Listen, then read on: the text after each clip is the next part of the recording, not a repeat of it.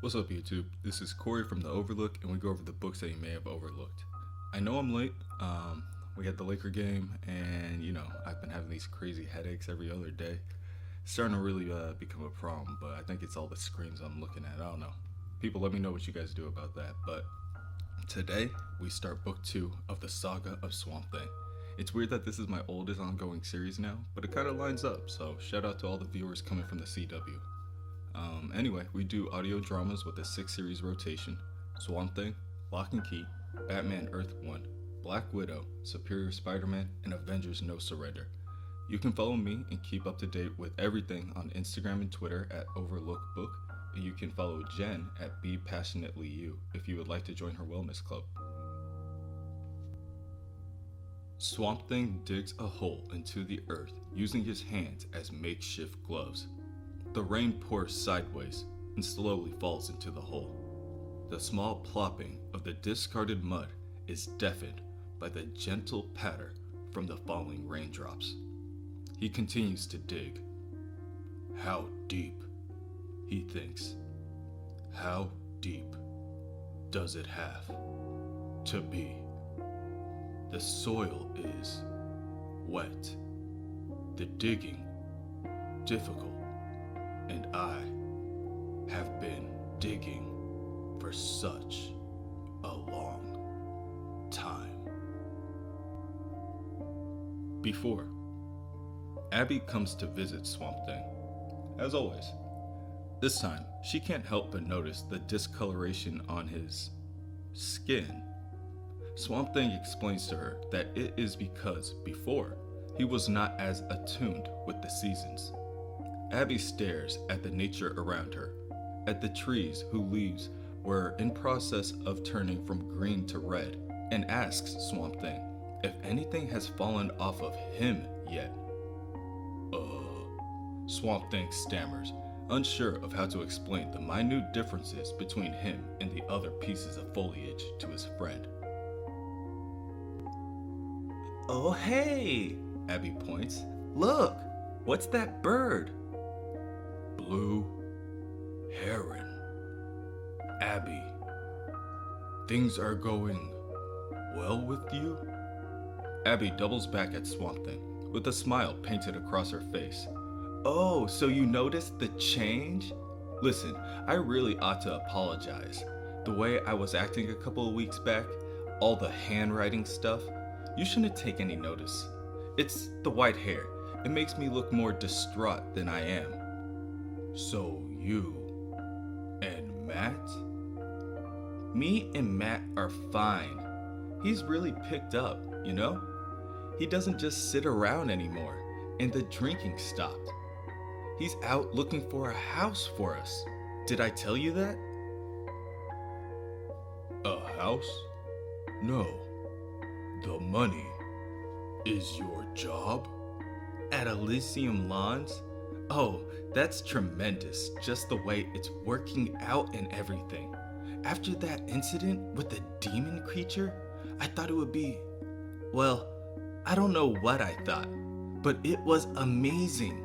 They just explained everything away as mass hysteria, stuff like that.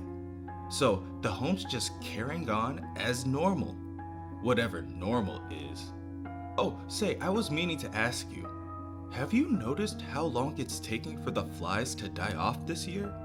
Our motel is full of them. I wondered if it was, I don't know, something to do with the glass house effect or... Swamp Thing tries, but he cannot focus on Abby's words. As he gazes across the pond, he notices someone standing there, watching him. The man just gazes at Swamp Thing with a frown on his face. Swamp Thing sits upright with his mouth agape. He recognizes this man. It's Alec Holland, or at least his ghost. But that doesn't make sense, he thinks. Abigail, noticing Swamp Thing's disposition, asks, Alec? Alec, did you see something? Or Swamp Thing turns back to Abigail and snaps, Don't keep calling me Alec. I'm not Alec Holland. Swamp Thing stands to his feet and begins to walk himself across the lake. In the present, Swamp Thing continues to dig. The pile of mud behind him slowly becoming larger with each plot. Alec Holland is dead, he thinks, but not buried. How deep do you need to bury the past before it will stay dead?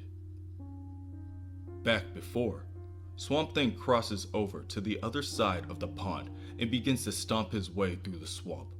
Where are you? He bellows.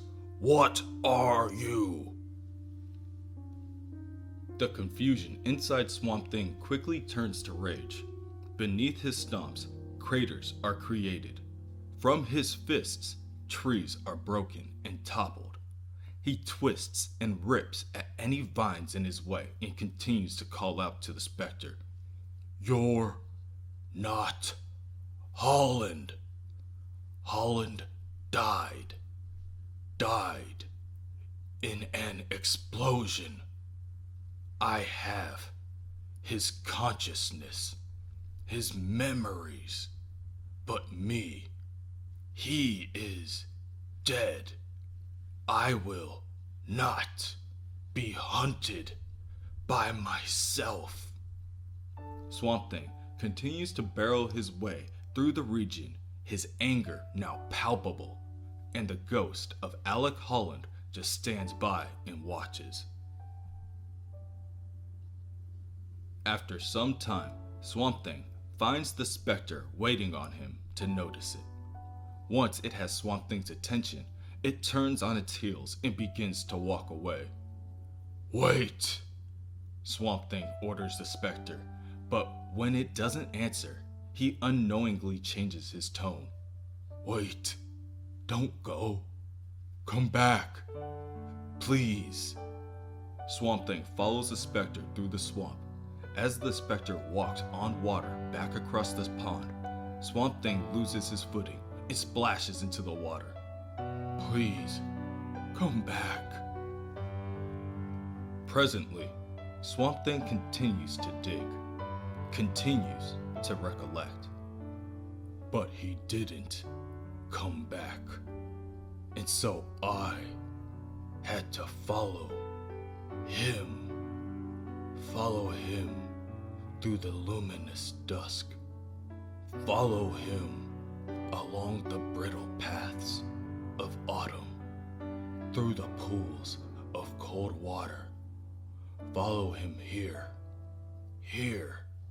where it all began. Swamp Thing arrives back at his old home, a place that he never thought he would return to. It's still standing, but barely. The rooms, naked and barren, filthy with wet ash. He makes his way through the halls and finds a soiled shred of upholstery and notices its faded, once familiar pattern. Suddenly, Swamp Thing hears two voices from a nearby room. Even stranger yet, the room is illuminated. Hey, Skinny, a woman says. Did you make it this morning? The other voice answers. Well, yeah, of course The bed? Oh yeah, I made the bed. Knew it, the first voice laughs. You never tuck it in properly on my side. I always know when you've made it. It's like you signed the quilt in the bottom right corner. Oh, God, that's worse. Let me do it. You have to lift the mattress up. Swamp Thing peeks his head into the room and sees Alec Holland reading a book and his wife Linda preparing to turn herself in for the evening. You know, Alec tells Linda, you're gonna look really good when you get old. Ha! When I was 17, I remember you saying, you know, you're gonna look really good when you're 25. Well, you do. No, I mean your bone structure. You're going to be beautiful for a long while. I'd rather you wore me out before I was 30. Couldn't we be rich for a long while instead? Yeah, why not? Listen, if this bio-restorative formula pans out, we might even have enough to be rich and beautiful. Yeah, well, I'll be rich and beautiful. You'll be rich and skinny. Swamp Thing watches as Alec laughs. It's hard for him to even remember that feeling. He watches as Linda inches closer to Alec. Alec asks her if she's cold, and she says no. She asks Alec if he's reading, and he says no. Swamp Thing leaves the two lovers to themselves and begins to make his way through the dilapidated building. Home, he thinks, where the heart is, where we lived, me and Linda, where we died. Swamp Thing arrives into the empty room that used to fit his laboratory. Once again, he sees Alec. This time, Alec is at the exit of the room, holding a gun pointed straight at one of three men. The man tells Alec that they came to see him in good faith. Save it for the boys in blue, Ferret.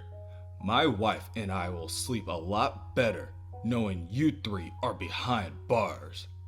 The three men rush Alec and easily overpower him, knocking him unconscious as he falls to the floor.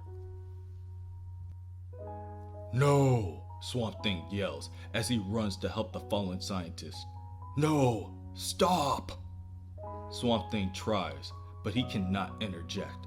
He watches helplessly as Ferret and his goons strap explosives underneath Alec's desk and escape from the area. Holland, wake up! You must wake up! Wake up! And it will all turn out differently. Holland, please. Alec groans as he wakes up and pushes himself up from the floor. Feels like they dropped a mountain on my head. Hey, seems my playmates have decided to skip out. I wonder why. Oh dear God. As Alec regains his composure, he notices the set of explosives now plastered to the bottom of his desk. He peers at the metal casing and also notices a small sound coming from the device. That thing is ticking. Gotta try to defuse it before, but it's too late. Alec barely has time to reach out his hand before the ticking stops and the explosives detonate in his face. He is at ground zero of the destruction. His proximity causes his entire body to be encased in flame. His skin begins to burn, blister, and pop, and Alec screams out for some form of serenity. He screams out for some kind of end to the immense pain all over his body. Alec runs out of the dwelling into the swamp outside. He keeps running until he reaches the small pond and immediately dives in without hesitation. At the moment, Alec does not have the strength or the wherewithal to withstand the pain and keep himself afloat. He tries. He reaches his charred, blackened hand out for help. Bubbles en masse racing to the surface.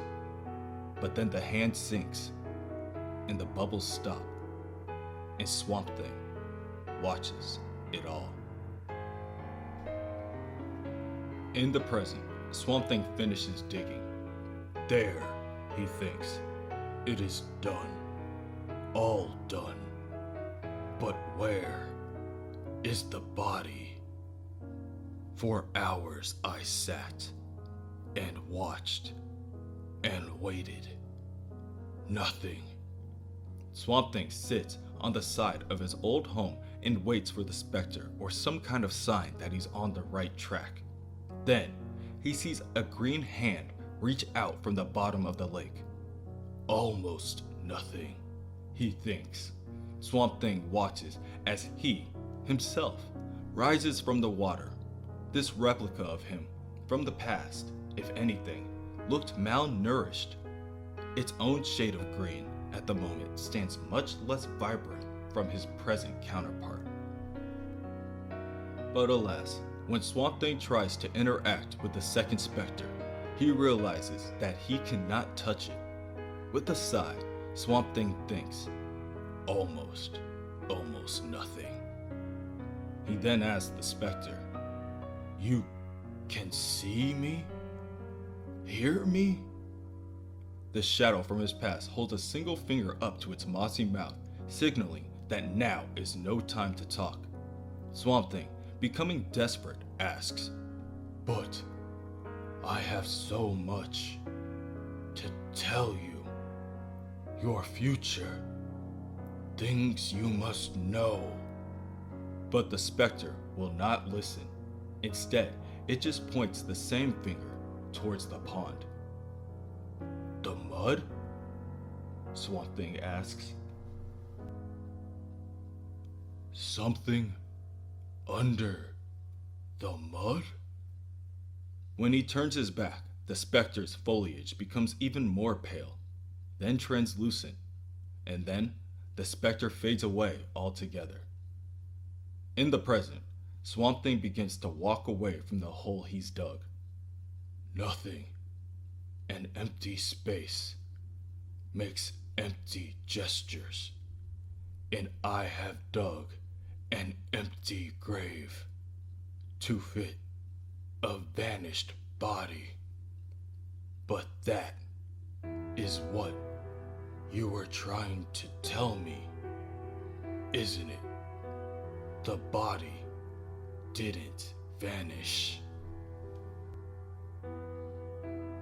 The mind.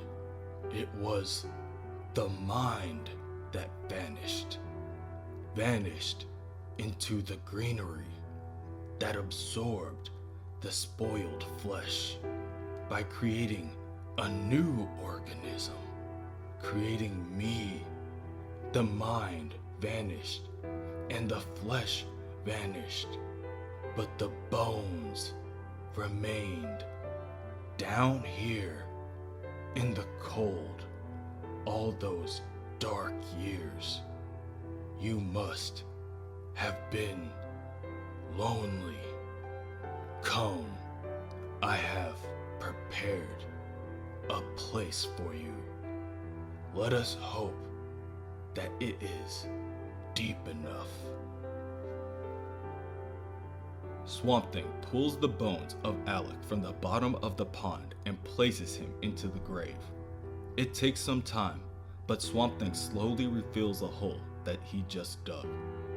When the hole is filled, he pats the dirt flat on top, but still decides that he is unfinished. There is no marker. Swamp Thing turns his head and finds a small root growing from the ground. He plucks it and rips it from its base. He plants the marker and decides now he can finally leave. The sun begins to rise in the distance, slowly warming the raindrops patting on Swamp Thing's shoulders. Swamp Thing walks away from the grave and the specter of Alec Holland appears once again. He's there, Swamp Thing muses. I know that he is there, and I know that he is smiling, but I don't look back.